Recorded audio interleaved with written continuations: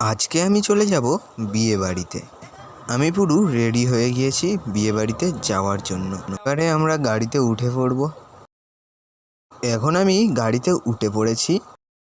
যেতে যেতে মনে হচ্ছিল কখন যাব বিয়ে বাড়িতে। শুধুমাত্র আমি একা ছিলাম না, আমার মা, বোন, দিনেশকা, বাবা সবাই ছিল আমার সঙ্গে। আমরা প্রায় এসেই গিয়েছি, আর কিছুক্ষণ হলেই পৌঁছে যাব বিয়ে বাড়ি। ফাইনালি আমরা চলে এসেছি বিয়ে বাড়ি। এবার দেখো বিয়ে বাড়িতে কি কি হয়। ও হ্যাঁ, আর একটা কথা, তোমাদের তো বলাই হয়নি বিয়েটা কার। বিয়েটা হলো আমার মাসির। তারপর আমি, দিনেশকা আর নন্দিতা একটু নদী দেখে আসলাম। এরপর দেখা হয়ে গেল আমার দিদির সঙ্গে। তারপর দিদি বলল আমাকে দে, আমি ব্লগটা করছি।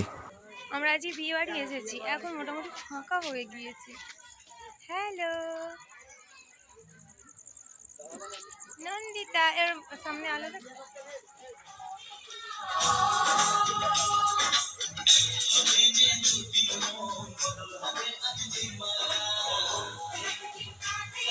সেদিকে খাওয়ানো হচ্ছে।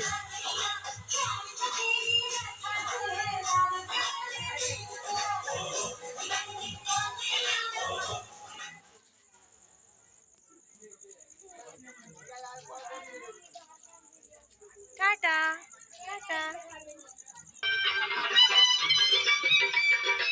এটা আমাদের গেট আপ।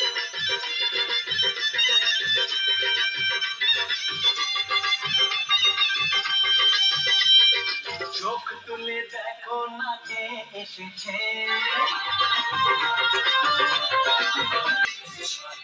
এখন আমরা চলে যাব বউ দেখতে এবং বর দেখতে।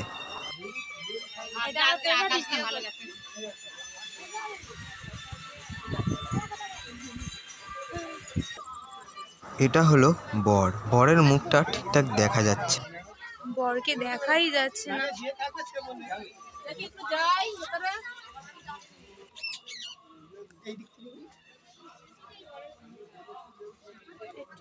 এখন বরের বরণ হচ্ছে।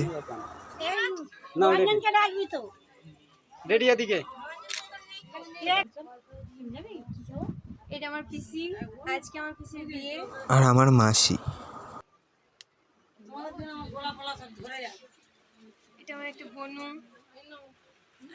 মা খেনে একটা করে খা খেনে নীলা নদীর জলে নিয়ে যাবো।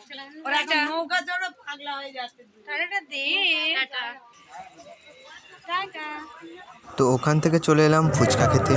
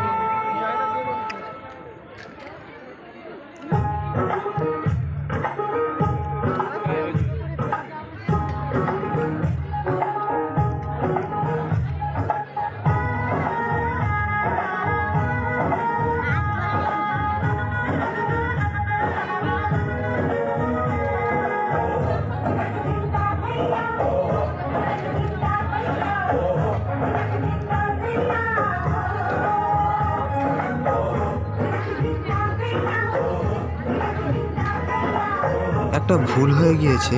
যখন আমরা খেতে বসি আমার বোনকে ক্যামেরা ধরতে দিই, কিন্তু আমার বোন ক্যামেরাটা করতে না পারার কারণে খাওয়ার ভিডিওটা ঠিকঠাক নেওয়া হয়। তবুও খুব অল্পই নেওয়া হয়েছে। যাই হোক, চলো এখন খেয়ে নিই, আর কি করা যাবে।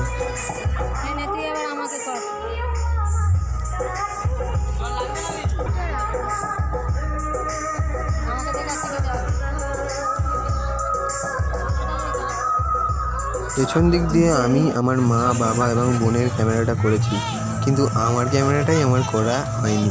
তারপর একটু ঘুরে ঘাড়ে নিয়ে চলে গেলাম বাড়িতে। এখন একটা সিনেম্যাটিক শট দেখে নাও।